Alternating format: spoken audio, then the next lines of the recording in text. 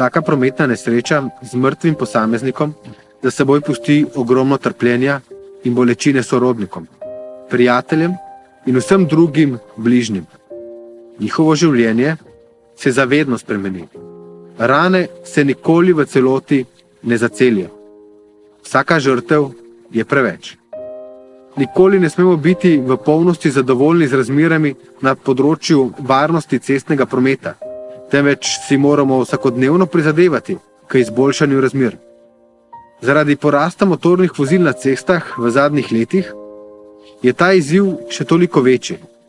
Vsi skupaj se moramo zavedati, da čisto vsak posameznik v prometu nosi svojo odgovornost, brez izjeme.